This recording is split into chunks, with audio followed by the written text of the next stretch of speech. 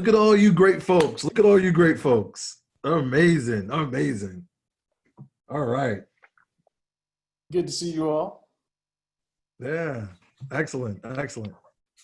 So it looks like it's 5 o'clock and people are still filing in, but I'm gonna go ahead and kind of get started with my introduction, so that we can make sure that number one, we respect everybody's time, and number two, we get all the commercials kind of out of the way and all the announcements, if you will.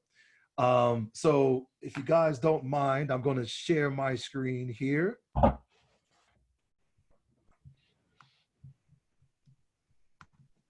Oh, let me go back to the beginning. All right. So we have a lot of guests here today.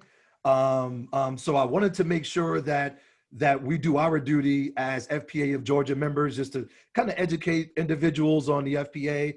I think about 60 or 70% of the attendants today, they are guests. So so I want to kind of give a little commercial also as well about the organization. So without further ado,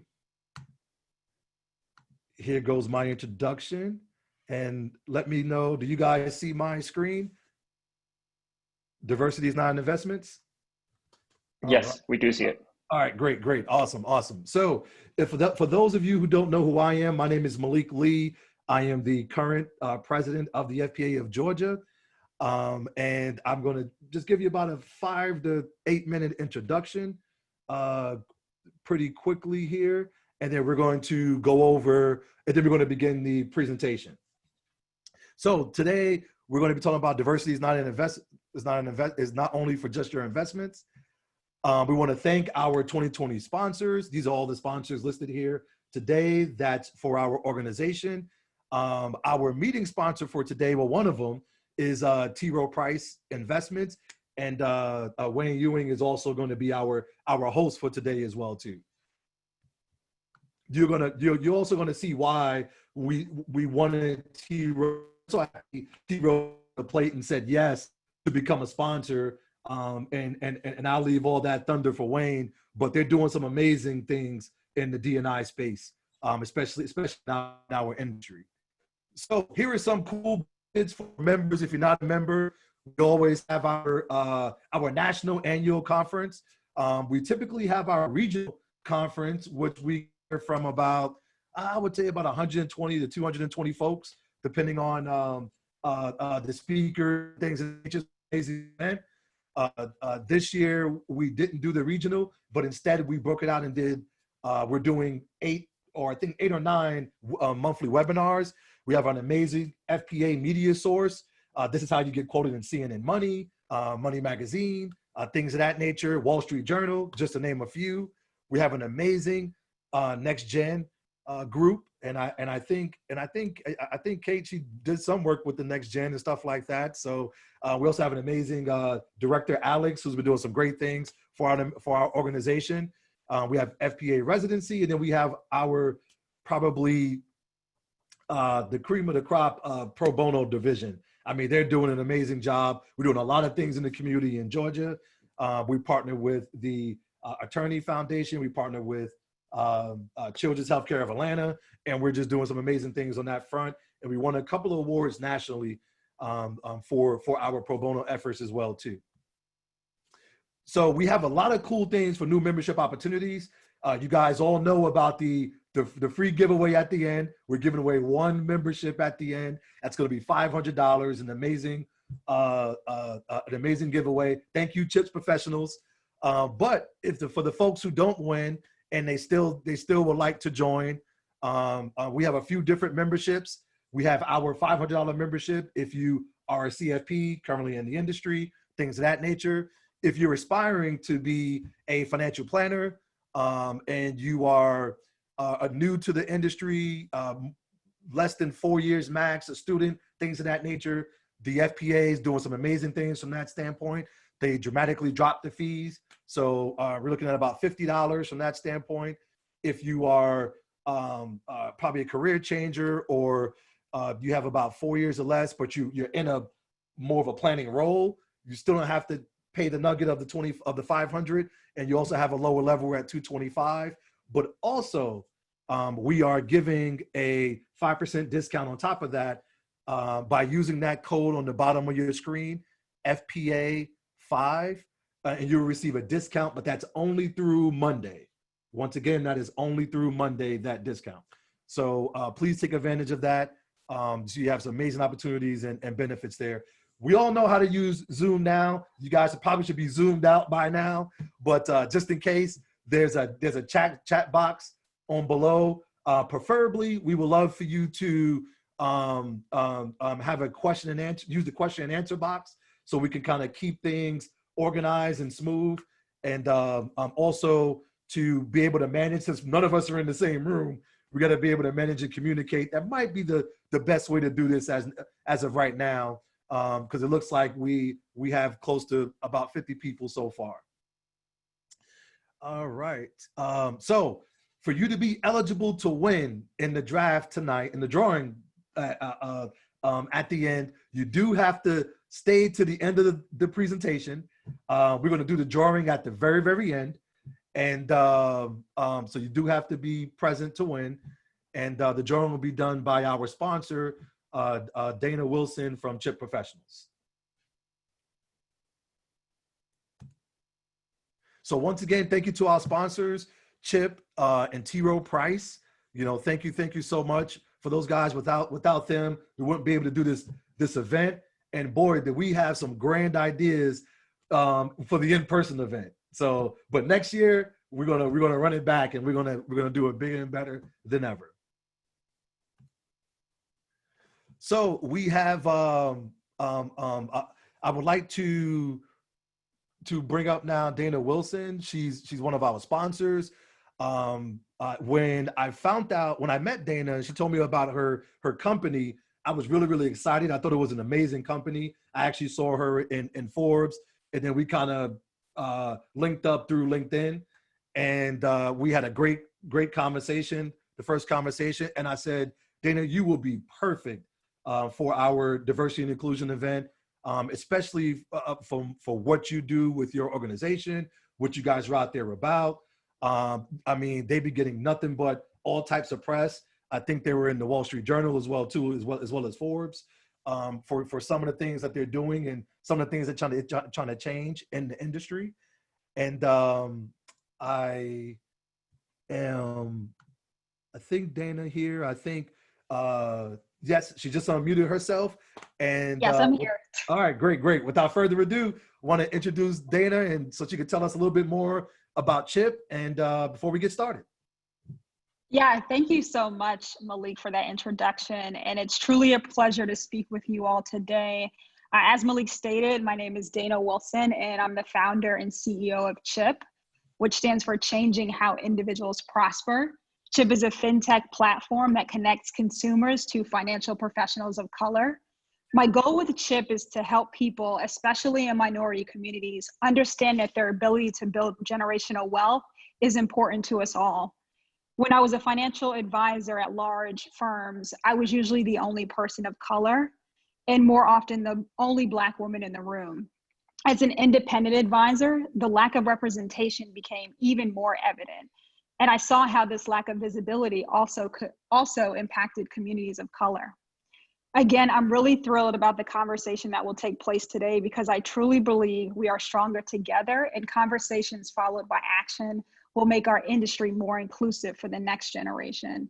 So thank you again, Malik. Thank you to the FPA organization, and please feel free to reach out, and you can learn more at chipprofessionals.com. Yes, thank you so much, Dana. And she said she missed out on one thing that I want to add, and that is the database that you provide and how you link advisors to people trying to find advisors. I guess, you know, if you can just touch on that just really quick. Yeah, absolutely. Because that's important. That's important. Yes, you're right. That is important, and shame on me for not mentioning that up front. So The biggest and most important part about CHIP is that we do connect consumers directly to financial professionals of color. So we have unique questionnaires that both sides fill out, and we do the matching ourselves. And we've had some really great success and have had quite a few professionals close business, which is a win for us, because that also means that there are consumers out there who are now either, changing steps within their portfolios that they have already, or they're starting on their financial journeys, and you were there to help and support them. So that really is kind of a key and the glue as to why we exist. Awesome, man. That's great. No, perfect. That's it. That's it. I wanted to make sure that we touch base on that, because that's very, very important. As we are trying to, build the minorities in this profession, build up minorities in this profession. One of the things that even I struggled with, right, is finding that connection between both the consumer and the advisor, and being able to build that business. And it's companies like yours that's going to help us get there. So that's why this partnership was so important for me to have you guys here. And I really, really appreciate it. And thank you so much. All right. So next we have our speakers. For the sake of time, and since this was on the registration page, I'm gonna just skip over this. I'm gonna skip over this here. But we have Amazing Kate, we have Cool Keith here, Smiley Carlos, too many designations, Gary, way too many. We have Emma, I Know My Folks, and Wayne Wonder. And then we have the guy here on the bottom who parents dropped them too many times. So, and if you want more details on each of them, you can read that a little bit later. But I don't want to bore you guys with that.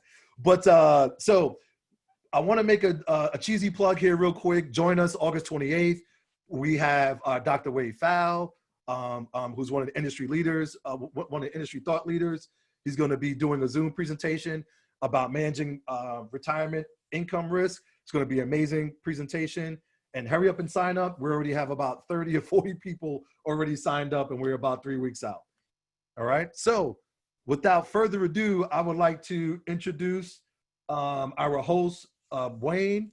And I don't have his bio slide, but I've known Wayne now for about 2 years. So I'm gonna just go off to my memory about and give him this introduction. So let's see how this goes. So Wayne likes hiking. He likes going up Kennesaw Mountain. He's originally from New York. He went to an Ivy League school. Is it Cornell? Cornell? Yes, sir. He went to Cornell. After his stint with Cornell, he was an advisor himself up in New York. I think he was doing it in Brooklyn, New York. From there, he went to, from there, he also was a teacher. So that's where he gets his passion from teaching. And he's married, couple of kids, don't know how old they are, but and now he's with T.O. Price. He's one of the leaders there. So without further ado, Wayne Ewing. Thank you. That was awesome. Thank you so much. I appreciate it. Your memory is great. Obviously, we'd love to all be together to be able to have this type of event and this conversation. Unfortunately, we're not able to do that, but this is the next best thing. A number of the people on the panel I know, a number of people in the audience I know. I'm obviously a member of the board of the FPA of Georgia, and I've participated in events like this at T. Rowe Price, as well as at other FPA chapters as well. One thing I wanted to say before we get started is clearly no one is an expert. This is not my background. I was a mechanical engineering student in school, so this is not my background per se. I would argue that no one on the panel would necessarily say this is their background. However, I think it's important, especially now, to have these sort of open, candid conversations. And it's through these open, candid conversations that you learn, that you grow. Sometimes the conversations are a little bit difficult, but still keeping an open mind, being a good listener. Obviously, one of the things I used to say, you remind me as a teacher, My wife's also an educator. One of the things that I've learned is you have 2 ears and 1 mouth for a reason, is what I used to say to my students. Obviously, you're supposed to listen twice as much as you talk. So having the opportunity to listen to one another, learn from one another, that can really open up our mindset. And the other thing I'll say, and this might be a little bit of a plug for T. Rowe Price, so bear with me for 2 seconds. For T. Rowe Price as an organization, I didn't start at T. Rowe Price. I started T. Rowe Price in 2013. I didn't start there because of their values with regard to diversity. That's something I learned along the way, and it very much impressed me. And when I met Emma at a Quad A event, I believe it was last year, Emma, it might have been, she thought I was kind of a unicorn, because you don't necessarily see salespeople for mutual fund companies that are diverse, not necessarily as often as we should. However, they're out there. We exist. I'm also on the board of an organization specifically of people like myself. I say all that to say that T. Rowe Price's focus is that in a dynamic business environment, it's very important to have a diverse and inclusive workforce. We would argue that that's a business and cultural imperative. And I would say our board, the board of directors of the organization reflects that. Over 30% of the board is diverse. If you were to Google T. Rowe Price board and take a view of the members, you'd probably be pretty surprised in what you would see. Still, I wouldn't say that's enough. And I wouldn't say that even though T. Rowe Price may be a step ahead of some other firms, there's definitely more that can be done. There's definitely more that we are trying to do. And hopefully this conversation will help with that in mind for your own careers, your own practices, and in your own personal lives as well. So that's my plug. That was the little bit I had to say. We have a couple of questions with regard to our esteemed panel. As Malik said, the names and the bios were available on the invitation with regard to this and on the website. So I'm not gonna necessarily go through everybody's bio, but I do have a few questions that I'd like to at least start with and direct them to certain members and have them sort of share their thoughts. And then we're gonna move into the Q&A where people can participate, as Malik stated, with the chat to be able to ask questions, and then we can get to our close. I wanna make sure we stick to our time as best as possible. So with that being said, one of the first questions that I'd like to throw out, I'm actually gonna start with Emma with this question. Emma and Kate in particular, this is sort of a fluff, sort of opening question, so bear with me. What barriers did you face when you got started in this profession? And I guess we'll start with Emma first, and then Kate, if you don't mind going second. That's a great question. Now, keep in mind, I am older than I look. So when I started in this profession way back when was actually in the mid 90s. I started with Dean Witter Reynolds. So I wanted to study for myself and become a stockbroker, and I did not feel welcomed at all. There was nothing that I could do. There was only one other Black person at the firm, and I don't believe there was any other person of color, whether Asian, Indian, anything else. So I didn't feel very comfortable, and I felt that they looked at me. I was working in Chevy Chase, Maryland. I felt that they thought I was someone from like the Southeast DC or something. I was coming from Orange County, California, and like they didn't recognize my greatness, if you will. So that turned me off from the industry. So I left the industry, and then I came back in 2001, right after 9/11, when I learned about financial planning, and I joined American Express Financial Advisors. And there, it wasn't as bad, but it was the same thing where they tried to pigeonhole me into thinking I was only going to work with people who were African American. They didn't know that I wasn't African American, that I was first gen. They didn't know anything about me, but they made a bunch of assumptions about me, and they basically left me to my own devices. And it was because of a woman, some of you may know her, Roseanne McDonald. She was with MetLife or whoever they are today. If it wasn't for her, I would have probably left the industry. And Kate, if you don't mind, same question. Sure, of course. So for me, I actually started into the industry trying to figure out, what the heck is financial planning, financial advising. I was a bit of a career changer. I had already started an initial career in my 20s. And what I found was commission-based sales, and it was a lot of door knocking. And I was like, this isn't really financial advice. No offense to anyone who knocks on doors, but I, for me, wanted to sit down with people and really talk to them about financial planning outside of just products. And when I really started looking around at the industry outside of just not finding the sales model that I wanted to work in, I also found primarily, white men. And my largest concern is, as a masculine presenting lesbian, is that in the Southeast, I wasn't going to find a job, especially just conservative firms. I'm not going to fit. I mean, everybody sees I'm in a floral, like button down, like I'm not about to look a particular way because I just can't. And that's what I found along the way, interviewing with RAs and other firms. One particular story that I tell often, I told it at FPA retreat last year, was that sat down with a gentleman. He was like, Kate, you're great. You're smart. You know what you're doing. But unfortunately, I don't think that you're going to align with our niche. And, I understood exactly what that meant. He was in the Deep South, and I was someone who's very different than the folks that he was working with. And so I almost quit. Fortunately, I was recruited by a firm in Atlanta that's incredibly diverse, and it was minority owned, and we really did what we needed to in the way of like intentional hiring, keeping metrics on recruiting, on women versus people of women and people of color, et cetera.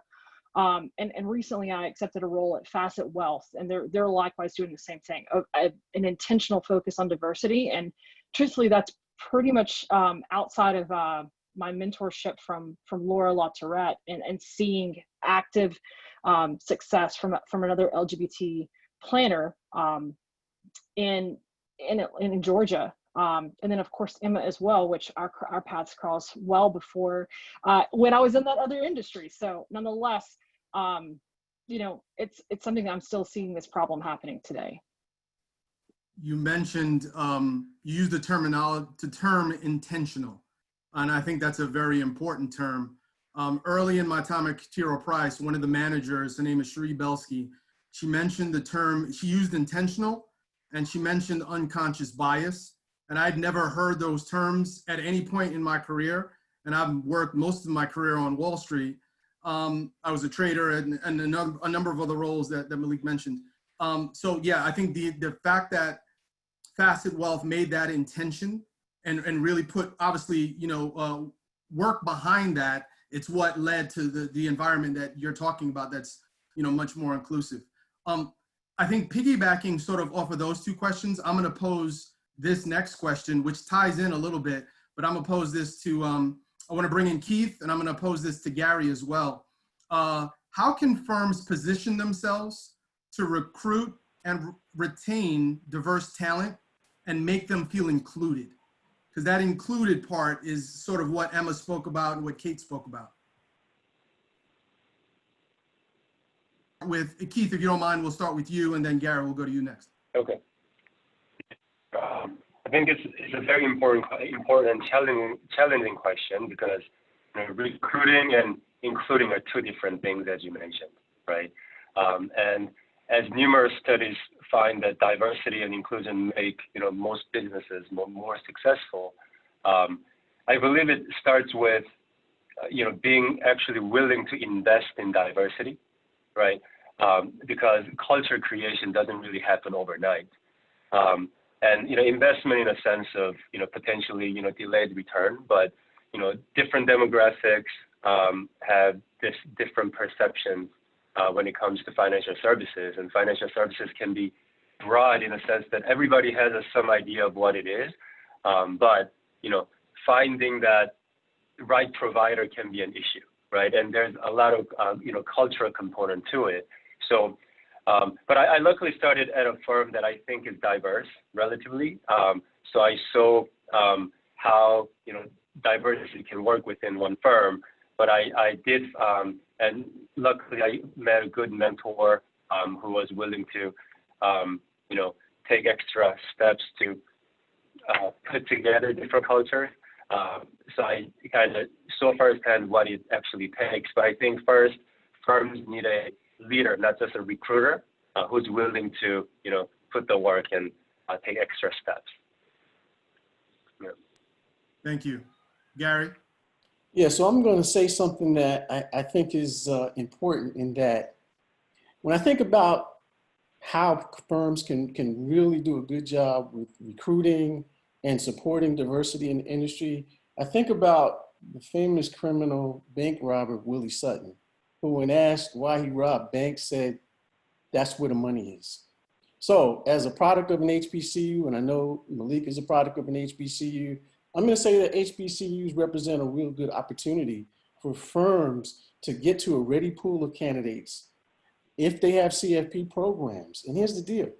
There's only 4 CFP programs housed at HBCUs of the 380 plus programs there are in the country. So if there are programs that are established at HBCUs, it gives firms the opportunity to have access to those students. It gives them the opportunity, the students that is, to be prepared for the industry.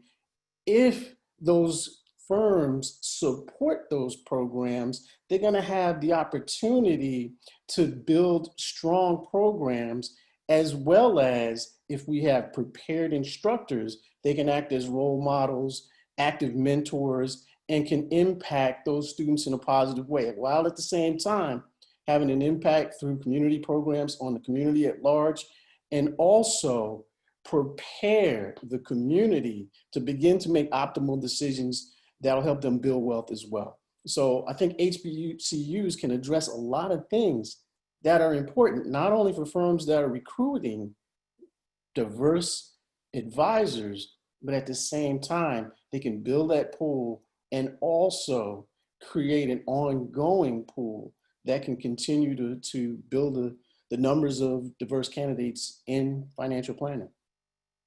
Thank you. Great answer. Along those lines, I'm gonna sort of take this back to you for a second, because attracting is one thing, as Keith mentioned, and retaining is another. So you have situations where you're able to attract the talent, but the talent gets frustrated and then leaves because they don't feel included, or they don't feel like they're being fairly assessed for opportunities. I'm on a retained committee at T. Rowe Price in one of their diversity and inclusion groups. It's called Mosaic. And that particular topic is a topic that I'm literally trying to address. And I'm not saying being on that committee means that I can go to a hiring manager and say, hire this person per se, but you at least have to be in a position where you could influence the thinking to be able to get somebody to at least, you know what, maybe this is not somebody I would have considered otherwise, but let me consider them because X, Y, Z. What are your thoughts with regard to the retention side of it? And I'm gonna take that back to Kate, because you had mentioned it. I'm gonna take that back to Emma as well. Yeah, absolutely. I mean, I think something that's very tangible is making sure that you have a panel committee on hiring and on interviewing. Something that at my former employer, we made sure that before someone was turned down, and it's cumbersome, it's laborious, but they had to go through 2 phone interviews, and they're like 10-minute, one may be a 10-minute screen, but they went through multiple people, and then from there they went to a screening process that was a couple of people actually judging a case study and seeing how they do. So it made sure that you don't put just like a Black person, a white person, an LGBTQ person screening, because we all have unconscious biases. And so that more people got through the door that maybe someone would have turned down or wouldn't have even considered to begin with. And then as far as that's on the recruiting piece that I would like to add to the conversation, as far as a retention piece, just from an LGBTQ perspective of like, something that makes a world of a difference for me is someone saying like, who's your boyfriend or who's your husband? Like saying, do you have a partner? Do you have a spouse? And that's something that we can carry all the way down to our financial planning paperwork. I mean, you have to ask some of those questions for life insurance or annuities, et cetera, and get the legal answer. But in your actual practice, you can say spouse or partner or individual, et cetera, and let somebody to be able to give their authentic answer to you. That's great. Emma, would you mind?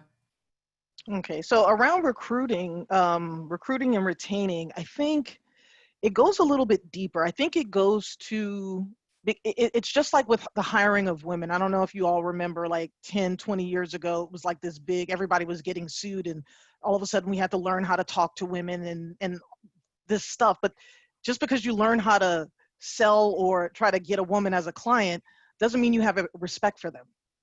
And so I would say, even before we try to recruit all these people of color, why don't you learn a little bit about them? So to me, like if there was a young person saying to me, hey, I'm looking at interviewing with this firm, what do you think about them? First thing I'm going to say to them is, well, let's take a look at, their about page and let's see what we see. Oh, the only people of color they have work behind the desk. They answer the phones. No, you don't want to work there. They don't respect you and they don't understand you. And that's an automatic whatever. So to me, before we even focus on recruiting, I think firms are going to have to do a little bit of education. And I don't mean it in the sexual harassment way of education, but maybe get a little education on the struggles, the systemic struggles that exist. Because why recruit a person of color, and especially the young people, and they're saying Black Lives Matters, and then that's offensive to you? So there's a total disconnect. So before we even try to play that game, right, people are going to have to do soul searching. If you don't believe in the struggle of people of color, don't try to recruit them. Period. That's my advice to everybody. Don't do it. There's more than enough people of color now. We're a good 1 to 2 generations in. We can hire them. That's fine. Leave them alone. Now, as far as retaining and retention, it's the same thing like Kate's saying. It's the same thing with a woman. If all you talk about is foosball, Alabama football, we're in the South. If all you're talking about is Alabama football and Tennessee football and UGA football, you're going to lose a huge portion of people. There are other people from other parts of the country, and football is not their religion at all. Some people don't care about football. So to me, it's not necessarily that if you want to retain someone, find something that you can connect with them on a personal level. Find out about how they grew up. What is their family background? Don't make assumptions. Like I said, when I started, everybody assumed I came from a poor, impoverished family. They had no idea about anything about me. And just those little microaggressive, those little comments, things like that. I think if we're looking at what you need to do, you need to get some cleansing, right? Like some good old-fashioned American corporate cleansing. Women aren't stupid. All black people don't steal, those types of stuff. So if you can't let go of those biases, don't try to recruit people of color. I don't know if that was a proper answer, but that's my answer. That was a great answer. Go ahead, Kate. I wanted to add one thing to that, is like something that for myself, for everyone, like to stop and actually understand who's across from you. Like, not all black people like watermelon, not all black people like chicken, like all these tropes that we in the South that have just been passed along for us white people hearing it all the time. Like, stop and ask, Emma, who are you? Tell me about yourself. And like, that's, stereotypes happen for a reason. Like sometimes people are in a cultural group, they have some characteristics that are the same, but more often than not, they don't. So that's such a big thing, is like, slow down and actually get to know the person across from you, no matter who they are. Great answer. Years ago, I went to see a movie that I didn't know what it was about, and I was blown away. It was the best movie I'd ever seen because I didn't know what it was about. So not having any assumptions, not having any preconceived notions, you're absolutely correct. So Carlos, drinking, something about this you've been patiently waiting, and I didn't do this on purpose, but I'm coming to you now as a fellow board member and a friend. The other question that I had, is basically, as a professional in the industry, what do you see as the key barriers or some key barriers that are blocking more diversity in this field?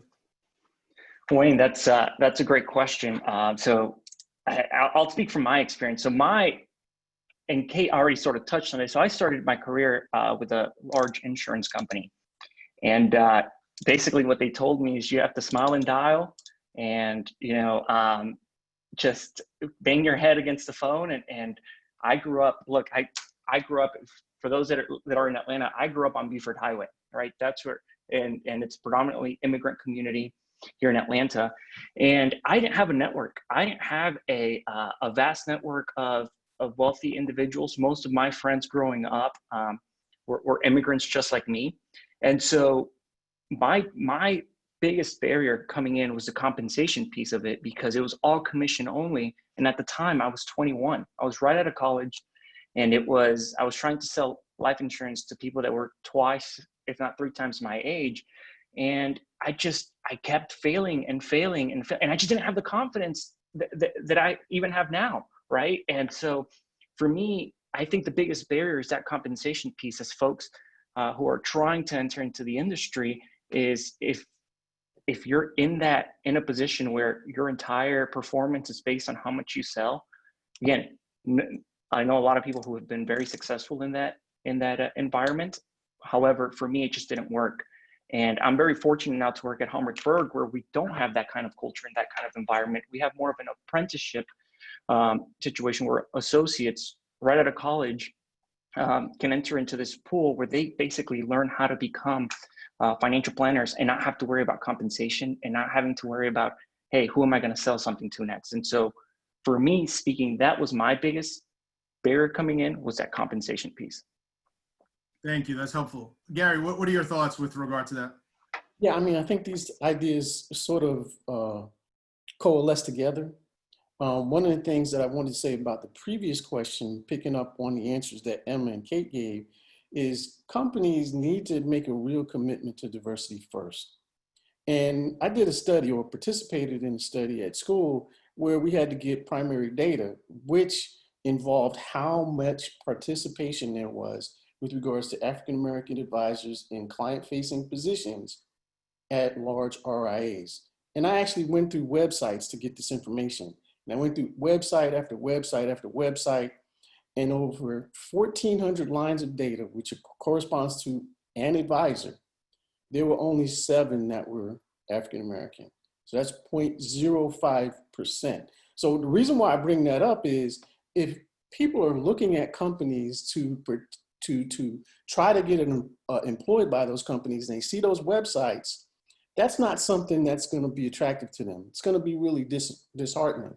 At the same time, we've got to recognize that companies should do the things that Carlos was talking about. Not everybody can exist on commission. And at the same time, the metrics that we're evaluated on don't take into consideration that the warm markets are different, that it could take a lot longer to build a business that needs to be built. And you can't assume that what works for somebody else is going to work for a person of color or a person from a diverse community. Here's the most important thing. For companies to make a real commitment to diversity, they have to give the people that they recruit the freedom to fail and hire them anyway. That's powerful. Yeah, I understand and I agree. In light of that barrier or barriers that exist, what are some of the key strategies that you think we can implement to remove them and attract more diverse talent in this industry? And this question is across the board. I'll start with Keith, since I didn't give him a chance to respond again. So the question basically is, in light of the barriers that we've discussed, right? They're numerous. What are some strategies you think that we can implement to help attract more diverse talent?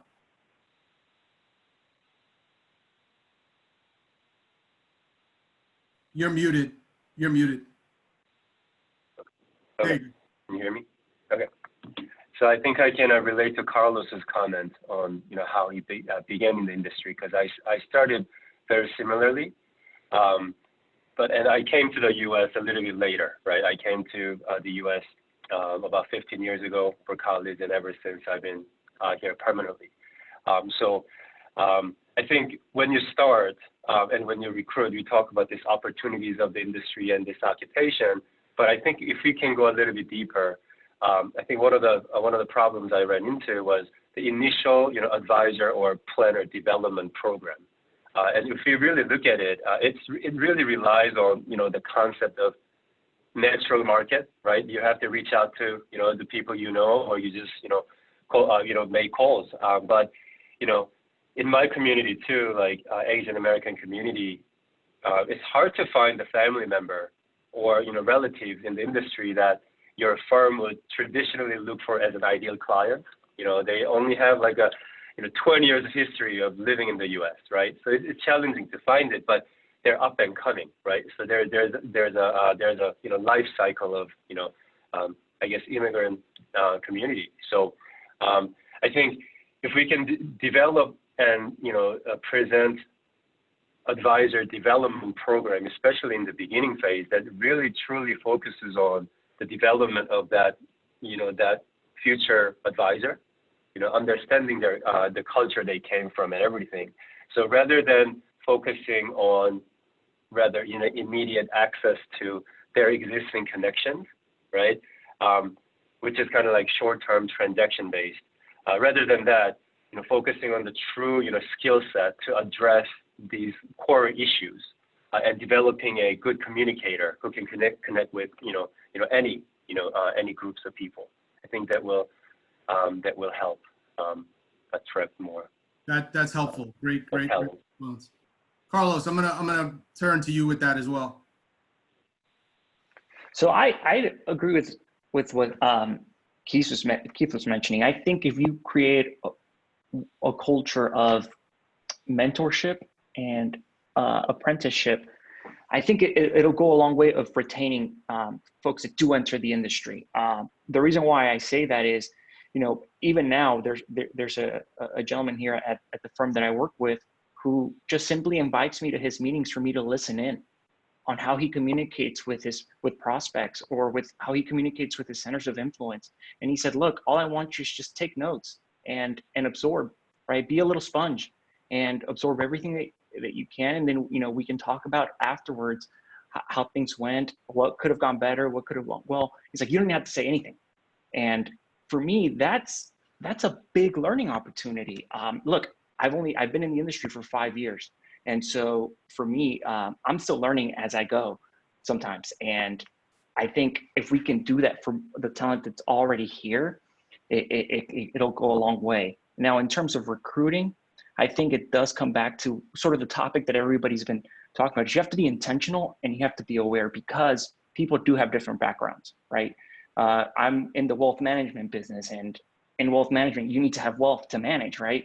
And so minority communities tend not to have wealth. And, you hear it over and over again, and it's okay.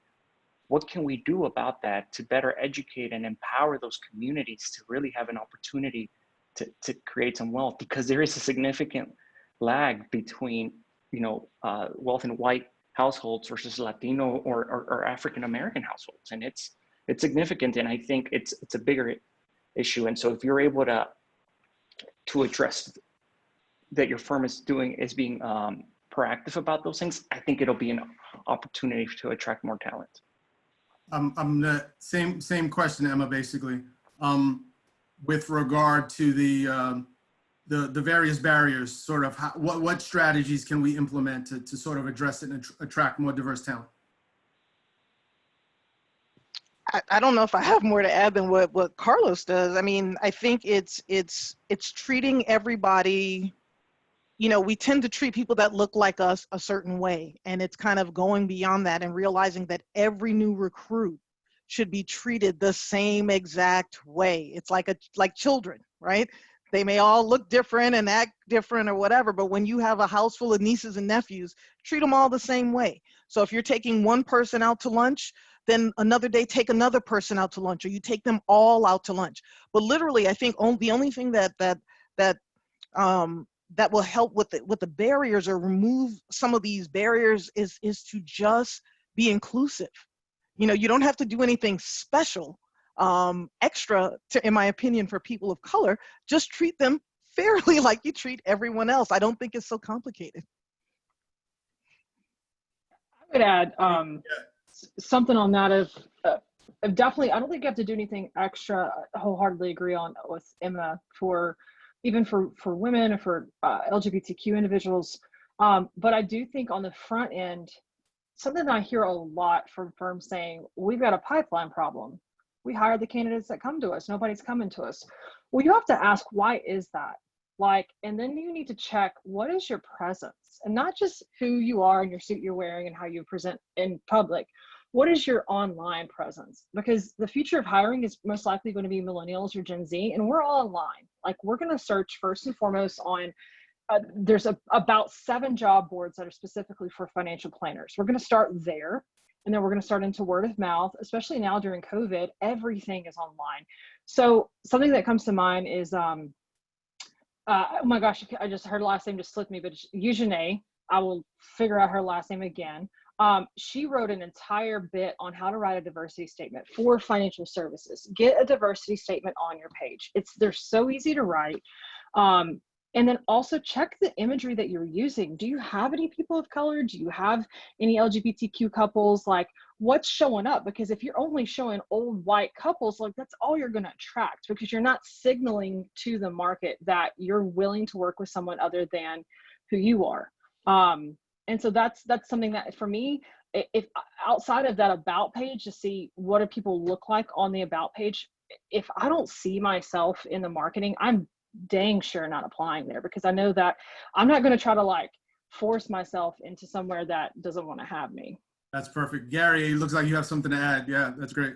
What Kate is saying is exactly what I found when I was reaching for this primary data. Can you imagine looking at 1,400 advisors and only seeing 7 African Americans? I mean, it was a shock when I saw them. And that is what we need to get away from.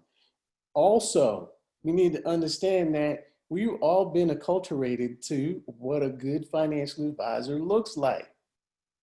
And we tend to think, not only as professionals trying to get in the field, professionals that are hiring people, and clients, that a particular person's ice is colder than somebody else's ice.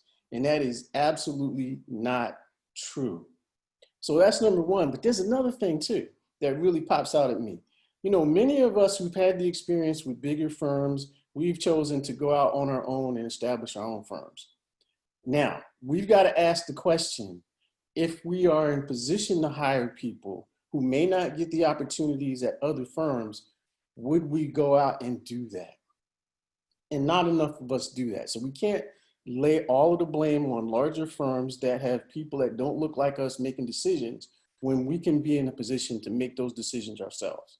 The other thing that I saw from looking at this data is people who do the hiring from these businesses, they typically start as small business people. And even though they might grow into bigger RIAs, they're still operating as though it's a small business. So they're going to hire people who are comfortable for them.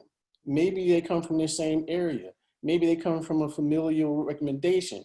Maybe they come from their alma mater. This was common across all of those types of firms. So it goes back to that question. If we get into position to hire people, we need to provide those opportunities.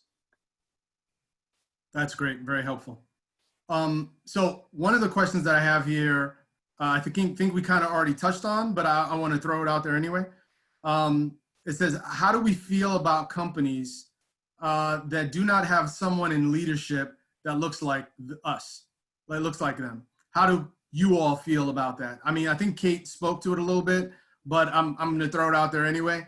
And we can start with Emma. You have a nice smile, so it looks like you have something to say. You're muted. You're muted. Why do you keep picking on me? Okay, the question, how do we feel about, so personally, I don't do business unless it's absolutely a necessity. I don't do business with anybody, and that includes the asset managers that we choose. So down to our asset managers, and this is before D&I became a thing, you know, the new buzzword, we started scrubbing our asset management firms to make sure that they had women on the board, that they had minorities on the board, that everyone didn't go to an Ivy League school. So we started peeling back the layers, looking at their Facebook, their Twitters, making sure their spouses weren't sputtering anything that would be offensive to any of our clients. Right? So that's what I do for my practice. But in my personal life, right now, especially, I'm not doing business with anybody that does not have a diverse hire within their organization. Like would have to be something Like we've already had a relationship established, or I know that they're an ally of Black people or the LGBTQ plus community. But if it's not that type of person, I'm not, it's not even on my radar. Thank you. Carlos. Yeah, Wayne. So look, I look at it from, so I see it from two questions come to mind when that comes. Is one is understanding the why. Why is it that they don't have somebody that looks like me in the organization, right? The second question, because sometimes it's not intentional. Gary sort of touched it. It starts as a small, as a 2-3 person shop, and next thing you know, you grow into this massive organization, and you don't understand basically how you got there. You're just kind of running it all cylinders. And then the second question, after you decide, all right, why is it that they don't have anyone like me? Then it comes to a personal decision. If they're not serious about it, right, of changing, then as an individual, I have the right to find somewhere else where I do feel more comfortable. But if they are serious about it, right, I engage in the conversation and asking those hard questions and probing and figuring out why is it that there isn't anyone like me and what can we do about it? Can we change it? And if they're serious, right, it's going to create a more inclusive environment. I'm gonna throw in my answer, not that I'm asked because I'm the moderator, but I think I agree with you to an extent. I don't necessarily, I did not always look at a company based on leadership when I was younger, because I was looking to gain knowledge, gain experience. I'm going into it to get what I need to get out of it. But now that I'm older and I've gotten what I need to get out of it, now my mindset has changed, where I'm looking at it from the standpoint of, is this an organization that I can be a part of? Can I grow with, for whatever additional stages I'm growing? And do I have people, regardless of their backgrounds, but diverse people that I can pass on sort of my knowledge and experience and things of that nature?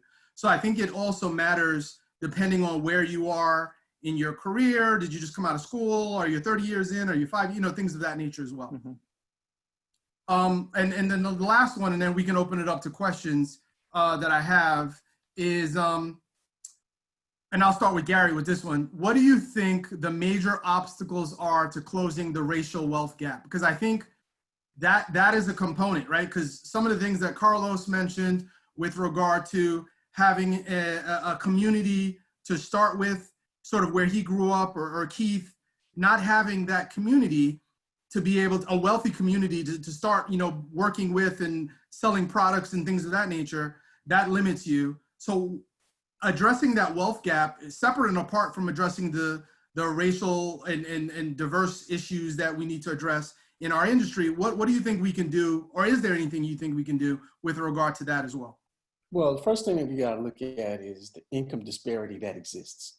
I mean, we know it's there, and we need to acknowledge and address that. But that's number one. The second thing is a lot of this can actually be challenged or improved by educating people. People don't get educated about finance and about the things that they can do to improve their financial situation. The third and probably most important thing is we really need to get focused on behavioral finance. None of this stuff matters if we can't motivate people to do the things that they should do to make sure that they have a chance to accomplish the goals and objectives that they said were important to them. If we can't motivate them, if we can't get them past their biases, if we can't get them past their money scripts or disorders, none of the other stuff matters. So I think we need to focus on those things before we can begin to help communities make optimal decisions and build wealth, and then guide them through towards achieving what they really want to achieve. That's helpful. That's great. Those are the questions that I have. What I'd like to do is open it up for Q&A. Malik, if you could help with the Q&A, I would greatly appreciate that. And I don't know that I see. Yeah, we have a couple of questions here. Okay, We'll go with this first one. If you can't see it, I can read it for you, I guess. Can you see it in the Q&A? Oh, you I see one. Yeah, yeah. So you can answer that one, and Okay. then you can go to the answered one. Because Kate kind of put her thoughts in, but you can still ask it to the group as well. But Okay. so you can start to the open one and then move over to the answered one. That's fine. So I'll start with this open question. It's compensation tends to have a longer lasting effect on behavior. What do you think are some smart and equitable ways to tie comp to diversifying a company's workforce? I'm going to start with Kate with this one. I mean, I know at the CFP board that, you know, their leadership, their bonus is actually tied to whether or not they hit the figures that they've stated for the year that they would like to have as far as new diverse candidates. So, you know, that's a very big way of doing it. Of what gets measured gets improved, and if it doesn't get improved, you don't get your bonus. So, I mean, I hate to be frank like that, but like, I do agree that, you know, is it the carrot or the rod? Unfortunately, for human behavior, most of the time it's one of the two that's going to motivate it. So either way, the way you want to look at it, it kind of fulfills that purpose of bonuses. That's great. Emma, what are your thoughts there? You know, I don't know equitable ways to tie compensation. I think just, you know, realize that you don't have to me, as a business owner, I don't think it's fair to try to take all of the income that, you know, like that spread or GDC or whatever that cut is that people get. Like, I think, you know, make enough to cover your costs, but then let them have the rest so that they can not have to worry about money. And once they're not worried about money, they can focus on the job. But it's hard to focus on your job when you're trying to think about how to pay your bills. So that's the only thing I can see of as a way of tying comp is just making sure you're giving them a fair payout, like off the rip. You know, 70% of 25,000 or 70% of 50,000, you know, it doesn't matter. Give them their 70% or give them, you know, whatever is fair at your firm, but give them something that's fair that they can live off of. That's helpful. That's great. One other question here. It looks like it was answered already, but I'll throw this out. It says, do you have any suggestions on how non-minorities can help or get involved? Are there any books, videos, podcasts people can use to educate themselves? And I would argue that doesn't have to, that's diversity of all types. Let's start with Carlos. Yeah, so one of the books, so here at Hammerberg, we have an unofficial book club. It is, I would say it is faith-based, but the book, it's called The Third Option, Hope for a Racially Divided Nation. And it's by Miles McPherson. And it does a fantastic job of showing, you know, in our society today, it's always us against them, or, you know, them against us in terms of when it comes to race. And the third option is again, it's faith-based. It's looking at everyone through the lens of God. And so for me, that's been an eye-opening, because it talks about the blind spots that most of us have that we didn't even realize. And again, that's been the one that I've started. For other people that are maybe, you know, again, not faith-oriented, I'd say, you know, simply start with the Google search. With today's environment, there's so many resources out there, and, you know, start with really with an open mind and understanding, okay, what is it that I'm trying to get out of, you know, getting a book, right? Or what is it in reality that I'm looking for? I hope that answers the question. That's helpful. No, any answer is a good answer. That's helpful. That's providing some of your perspective. Gary, what are your thoughts there? Any suggestions on how non-minorities can help or get involved? Any books, materials that you can share? Yeah, you know, I don't even think it takes a book or some outside resource. It's really just being open to having conversations with people, recognizing that there's more commonality among people than there are differences. So if we get into somebody else's world, we find that, you know, they're not that different than we are. They want the same things for themselves and their families. And the bottom line is, how do we really focus on the things that bind us together rather than focus on the things that separate us? Knowing that there really aren't that many things that separate us. You're spot on. So in this role at T. Rowe Price, I'm regional sales manager. I cover the Southeast. Initially, I covered the Pacific Northwest, and I would travel there from Baltimore, and then I covered the Midwest, and now I cover the Southeast and live in the Southeast. I've met tons of advisors, probably maybe about 1,400 to be honest with you, RIA specifically, but tons of advisors. And one of the things I would always come home and say is that it blew me away how everybody pretty much sort of wants the same things, right? Everybody wants to be happy. Everybody wants the same things. I mean, there are a lot of good people, right? Maybe somebody may have said something snarky behind my back. I don't know. But everybody I met was nice. Everybody I met was friendly. Everywhere I traveled, I've been to more of the United States than I've ever been in my entire life. And I remember when we were moving to the Southeast, I was terrified. Basically, because I had the preconceived historical perspective. So I was terrified. First time going to Jackson, Mississippi, or any Mississippi, I was terrified. I went, it was awesome. It was a great time, great people. You know what I mean? Like as you're pointing out, that they're just being open-minded and getting to know people and talking, like similar to what we do in sales. I think that is great advice. Kate, I wanted you to respond because I saw you had answered. And then I saw that you had a follow-up that you wanted to clarify. So if you don't mind clarifying that as well. Oh yeah, I just want to make sure I clarify that point about compensation is to leadership, not to diverse candidates. I wholeheartedly echo Keith and Carlos's statements on like, hey, diverse people. I'm a first generation college student from Arkansas. And so, I mean, my family barely has 2 nickels to rub together. So I certainly didn't have anyone to call up and be like, give me your money and I'll manage it for you. So as far as resources, a couple that I put in the Q&A box, but there are some really good podcasts, especially from Rianka Dorsonville, the 2050 Trailblazers podcast that covers the gamut of intersectionality and diversity on race, gender, sexual orientation, the whole bit of talks about some of these really realistic strategies on what to do, as well as the Innovating Advice podcast. And then of course the FPA knowledge circles. I am in the Pride Planners Knowledge Circle, the African American Knowledge Circle, and there's really, really good conversations that come about in a very easy, low stress way to begin these conversations so that you don't feel like you're asking the wrong question. And then, you know, for folks that are, especially lately with Black Lives Matter, a really amazing book is How to Be an Anti-Racist.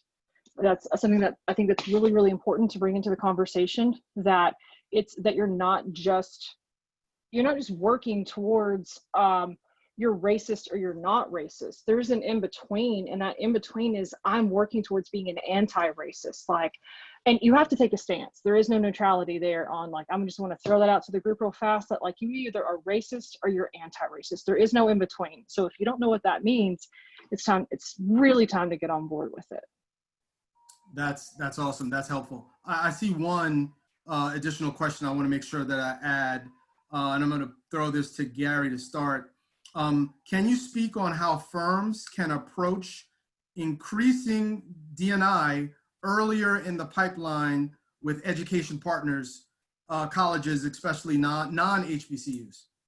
Yeah, so, one of the things I want to address, because I did address the HBCU issue, is that there are other colleges where Latinx, LGBTQ, all different communities are represented in large numbers. So I didn't mean to just discuss HBCUs. And in keeping with that, one of the things that I've been told personally from students when they have career days is that some students really don't feel welcome to talk to some of the presenters or some of the companies that are there to recruit them. And I think that comes back to the idea of commitment. Are the firms really committed to bringing in people that are diverse? Are they sending out to colleges the people that are open to having conversations with people regardless of what they look like or how they speak or whatever external thing shows up about them? So these are the types of things that companies really need to think about before they go out to colleges to recruit candidates. You can't just look for a specific candidate and think that this person is going to be exactly what we need for our company, especially in an environment where The business case has already been made for diversity. The demographic case is already made for diversity, but we got to get the commitment. We got to get people who are going to follow through on the commitment, and not just follow through on it in word, but in action. Yeah, that's great. So T. Rowe Price has a couple of value add campaigns. One is called the Equality Economy, and it's focused specifically on the LGBTQ plus community. And there's like an advisor guide that advisors can use in terms of how do I approach, sort of what kind of conversations should I have, why, the business case, things of that nature. There's also one that we have called Authentically Connecting with Women Investors.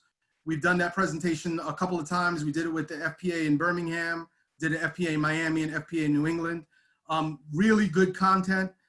So those are some sources, I would say, like if you have partners that you work with, whatever the firm may be, could be Vanguard, PNC, whoever. If you have partners, ask them for this kind of content. They should have content or research that they've done where they can share information that advisors can leverage as well. I think that's also a good source. Malik, I'm going to turn it over to you because we're at time. I don't know how much more we can go with questions. Yeah, so what I would like to do, well, first of all, amazing chat, guys. I've been getting emails and text messages this whole time. People are just excited about what's going on right now and the message that you guys displayed today. So thank you so much. I know that Emma has been a cornerstone for FPA and her community and our community for the longest. Gary is doing something that I think, Gary, you were the first person that I've ever heard say they were going to get their doctorate in like financial planning. Like I didn't know that existed until I met you. Like I have to be honest. And I remember when I first met Carlos at a Starbucks, because he jumped in my DMs. Carlos jumped in my DMs. But then we went to Starbucks, and we had an amazing meeting. It blew me away. And first of all, I love Kate. Kate talks to me like how I need to be talked to. Like she just gives it to me straight, like real straight. And I love her for it. So I knew that she'll be amazing for this. And Keith is awesome too as well. And a couple of takeaways before I do the drawing real quick.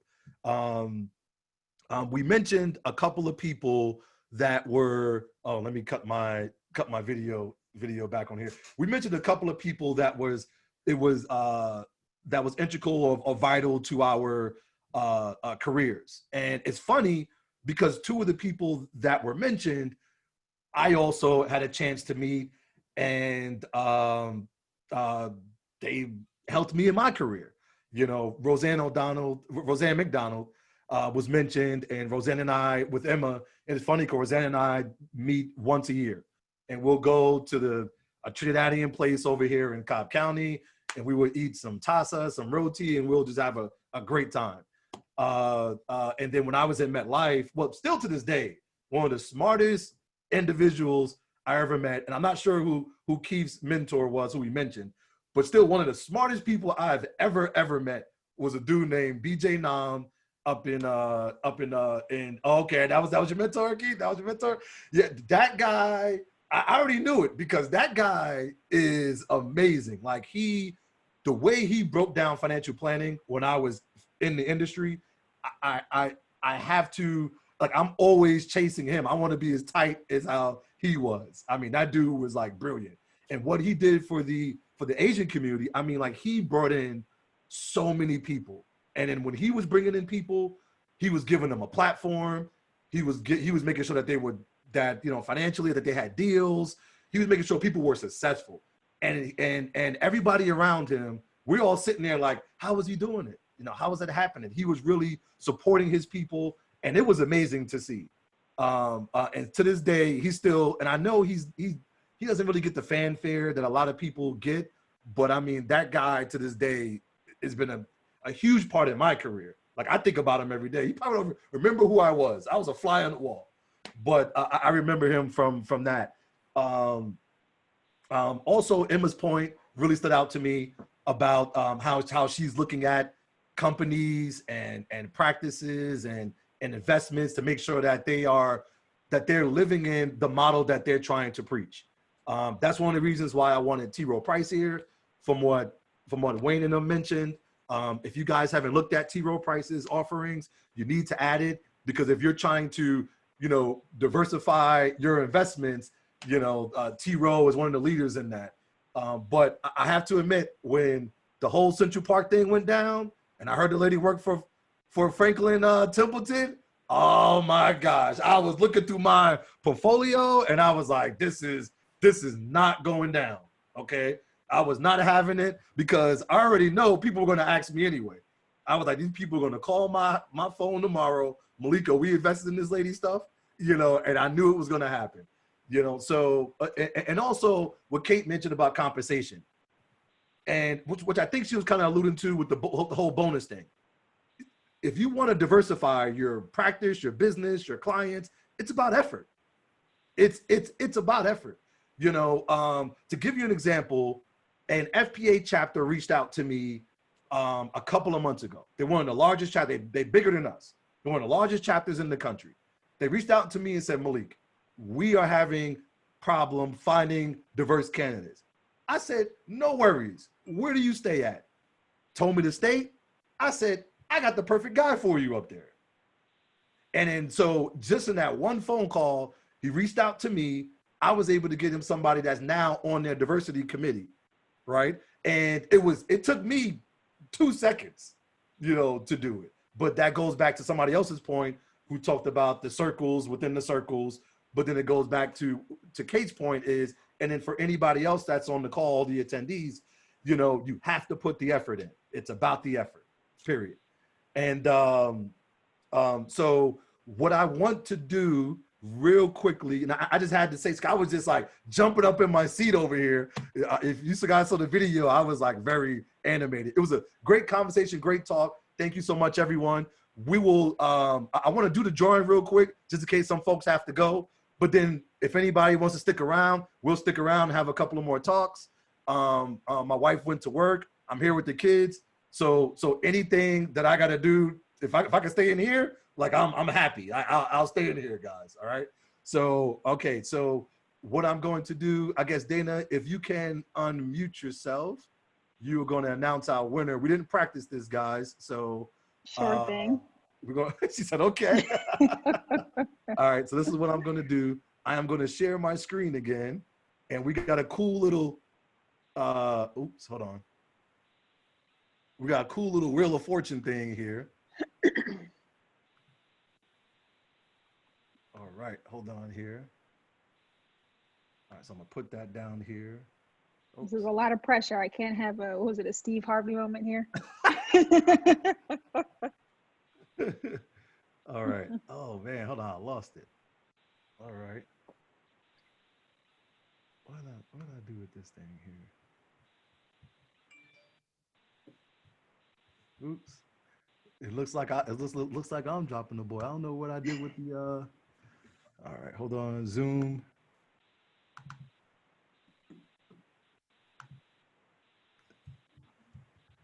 All right, hold on. Bear with me, guys. One more second here. I don't know what I have too many windows open, and I'm trying to find the share screen button, and I lost it.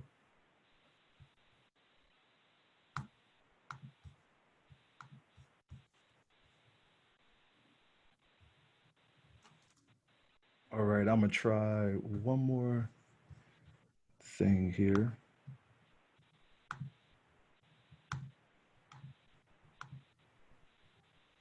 Oh, okay. All right. Okay. I'm sorry. I see what I did wrong here. All right. Here we go, guys. I got it now.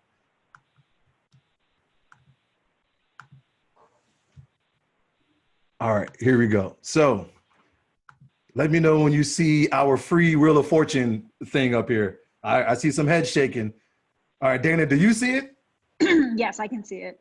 All right. So here we go. We're going to spin our wheel. All right. So I tried to take out. So if you are on the board, you're not eligible. Okay. If you are on the board, you're not eligible. If you're a sponsor, you're not eligible. You come to free stuff already anyway. Okay. So I try to take out as many of those folks as possible. But if you win it, you just let me know. And if you're present, we'll raise your hand or I'll look through the participant list. But Dana, you ready? Here we go.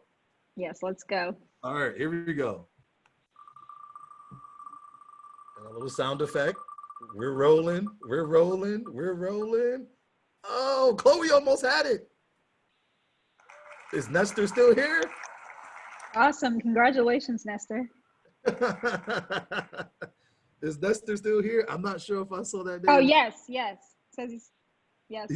Oh, also, congrats, Nestor. Congrats. Do you want to say something? You want a little speech or something here? All right. Oh, here we go. Participants. Yeah, here we go. Here. Yep. And then let me see if I can see chat. All right. I'm gonna stop sharing my. You lose a lot of functions when you're sharing the screen. So Nestor. All right, we got you. Let me write that down. Nestor. All right.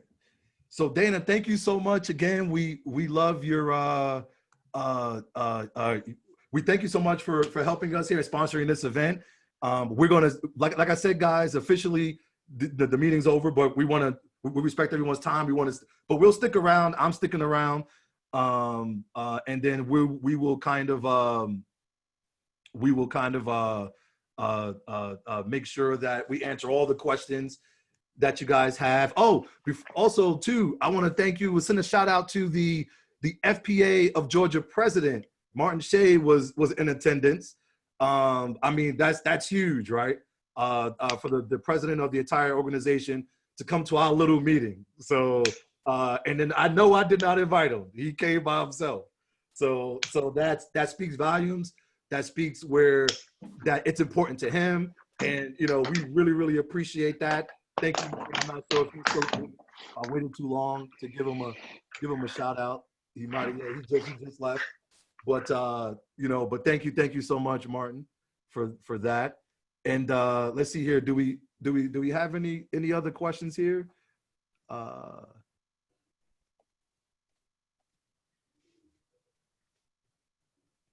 you guys been typing since I've been talking. Were people telling me to shut up? What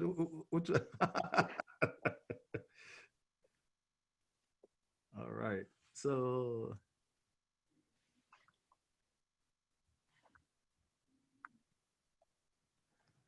all right. Awesome. Kate, by the way, I like the shirt. man, Kate is always super fly, man. Always super fly. Always. And let me tell you, I have decided that I don't care how much signaling it takes to wear a suit. I'm not wearing a suit. I'm just not doing it. I'm just gonna be in a button down, maybe some nice pants, but I'm gonna manage your money just as well, being comfortable. Exactly. That's awesome. Yes, awesome. So one thing I would say, I mean, this is not necessarily a question, but I think these kind of conversations, this type of dialogue has to happen regularly. Like that's where change happens, to continue having these kind of conversations, whether we were to do this on a quarterly basis or whatever the case may be, and different panelists, whatever. But I think this is helpful. This is definitely, if I was young starting in this industry, this would have given me a lot of food for thought. Yes, so Kristen Pugh, she said it in the chat. She's our president-elect this year. She's going to be our president next year, and she's pumped about it. When she's getting pumped about something, move out the way. I mean, steam rolling through. So she's already said we're doing this next year. This was amazing. So so next year we'll be doing this again. Hopefully it'll be in person, because the goal was for everyone, for the diverse audience to meet each other.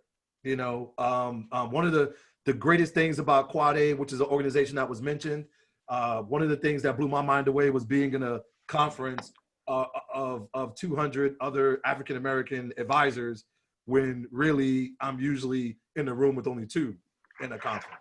So that blew my mind away. So I wanted other people to experience that Because being in the business as long as I have, you know, like I never see anything like it. So I really, really appreciate that.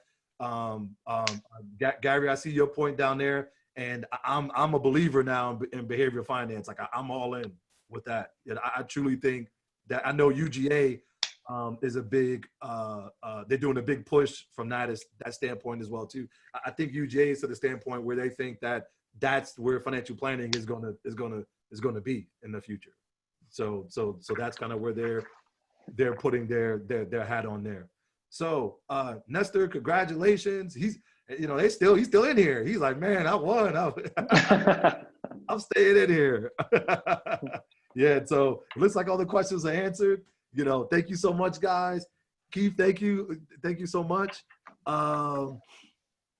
And Carlos, thank you. Kate, Emma, and Gary, Wayne, thank you so much. You know, without you guys stepping up to the plate, you got T-Rose been doing an amazing job. Great partner, and we really, really appreciate it. And what you guys are doing in other organizations, you know, is amazing. So if you haven't looked at T. Rowe Price, if you're not using them, you know, it's time to look at that. If you're trying to have that ESG kind of feel with your practice. All right.